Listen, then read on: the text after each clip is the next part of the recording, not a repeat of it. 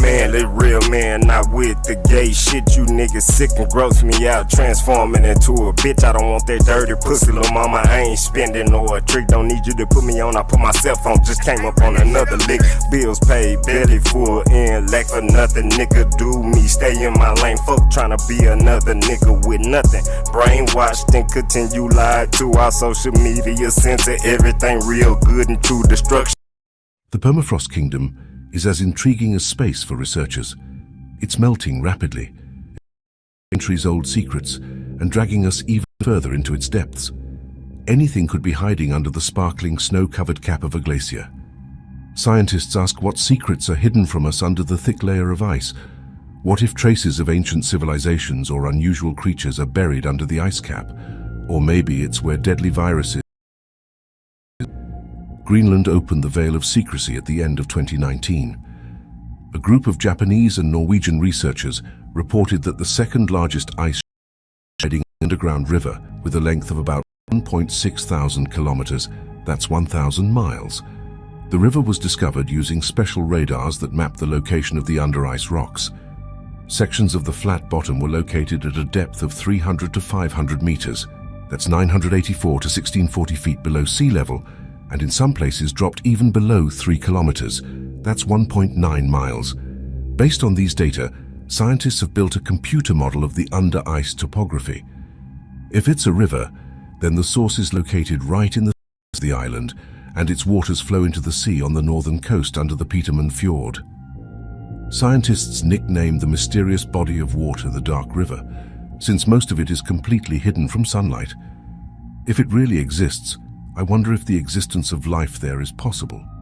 Scientists will be able to answer this question in the most studied sub-ice body of water. The size of the lake is quite impressive. Lake Vostok covers an area of 15,700 square kilometers, that's 6,061 square miles, and its depth reaches 1,200 meters, or almost 4,000 feet. Ghost lakes don't freeze to the bottom, rocky bottom, and the pressure of ice layers. The air temperature above the surface of the lake can reach minus 89 degrees Celsius, that's minus 128 Fahrenheit, while the average water temperature doesn't go above minus 3 Celsius or 27 degrees Fahrenheit. Greater depth, up to 10 degrees Celsius or 50 degrees Fahrenheit due to possible hydrothermal spring activity. Sunlight does not reach to this depth. The pressure is up to 400 bars, and the organic carbon content is very low. However, there is an abundance of oxygen, 50 times more than in a typical body of water. Is life possible there?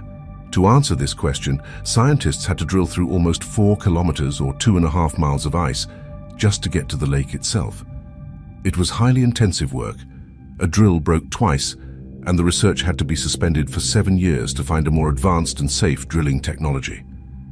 The work, begun in 1989, was completed only after 24 years, all for one reason: life in the lake was finally found. We're talking about the bacteria Hydrogenophilus thermoluteolus DNA, which was discovered in ice samples in 2004. Interestingly, this organism usually lives in hot springs. Its optimum temperature is between 50 to 52 degrees Celsius, that's 122 to 125 Fahrenheit. So how did it end up in an ice lake? Most likely it came from the deep faults near the lake, where it's warm, with low oxygen and high carbon dioxide levels. Seismic activity was also recorded in the vicinity of Lake Vostok, which could have lifted these bacteria from faults into the upper layers of the water. The scientific world was later shocked by a big discovery.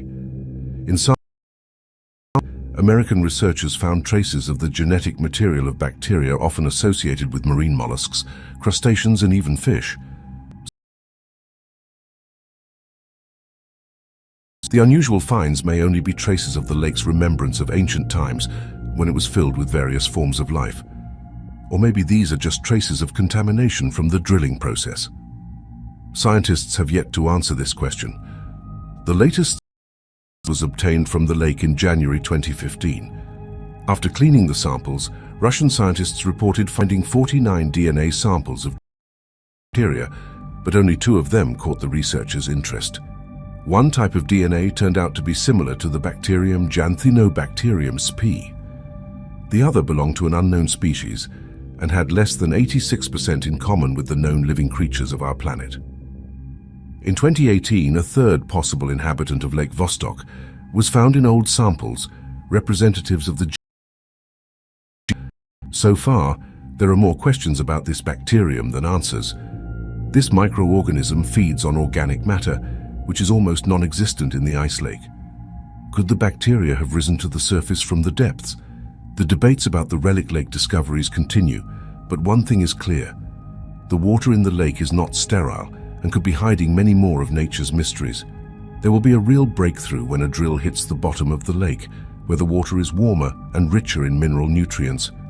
True, you'll have to wait until the invention of clean drilling technology, which will allow absolutely clean water samples without impurities. So if there's still life in the Ghost Lake, then there's definitely a chance of finding its extraterrestrial form of life on the distant icy oceans of Enceladus, the satellite of Saturn, or Europa, the satellite of Jupiter. Should we open this ice Pandora's box? Indeed, some pretty harmful creatures may be hiding under the ice. History knows cases when hazardous bacteria and viruses woke up as ice melted. For example, in 2016, a 12-year-old boy died from anthrax in a remote part of the Russian tundra on the Yamal Peninsula. The diagnosis was confirmed in another 24 people. Animals were also affected. More than 2,000 deer died from a disease that hadn't been heard of in the region since 1941. Most likely, the spread of this dangerous disease started from the carcass of an animal, which was buried in frozen soil for many years. Hot air warmed the earth, and the bacteria that had been sleeping for over 75 years came to life. The outbreak was quickly suppressed, but scientists got seriously worried. Every year, the Earth heats up more and more, exposing layers of permafrost. In 2005, a group of American researchers managed to reconstruct the Spanish flu virus that killed between 50 to 100 million people in 1918. The viral genes were found in the tissues of a deceased woman who once lived in the Alaskan tundra. Tests performed on animals showed that the reconstituted virus spread in the body at lightning speed, inevitably leading to death. It was even possible to revive a previously unknown bacteria from permafrost, where it slept in a frozen pond in Alaska for about 32,000 years. The microbe Carnobacterium pleistocenium witnessed woolly mammoths roaming the earth during the Pleistocene.